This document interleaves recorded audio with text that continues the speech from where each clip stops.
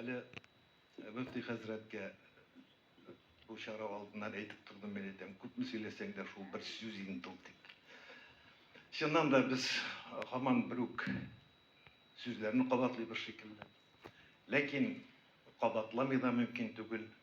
Чөнки һәрбер кеше нәрсә начар, нәрсә яхшы икәнен яхшы белә. Хәрәкәттә бәрәкәт дигән сүз бар. Менә шушындай проектлар булуы ул әлбәттә куандыра. Радик Габдрахманов кебек кешеләр булганда без һәрвакыт хәрәкәттә булырбыз, Аллаһы бирсә биргән булса. Әмма мине бер нәрсә борчый. Менә бүгенге вазгыятьтә, бүгенге көндә без шундый кирәкле, әһәмиятле чараларны оештырабыз, үткәрәбез кебек.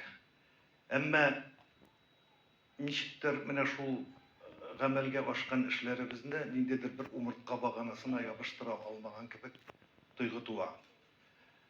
Бит менә дисменең аерым төймәләре ул гади төймәләр генә. Аны бер җепкә тезгән сурәттә генә ул дисмегә әйләнә. Һәм мин бу мисалны тикмәгә китермәдем. Безнең менә кылган гамәлләребездә ниндидер бер уртак юнәлештә бармаган шикелле тойгы туа. Мин әле бу үзебезнең проект хакында әйтмим хәзерге бу мәлдә. Umuman менә күз салам да кемдер ниндидер мөмкинлекләрдән чыгып каяндыр акча юнәтеп. Араларында бик күп ниндидер потребительский татарчасы исап-хисапчыл мөнәсәбәт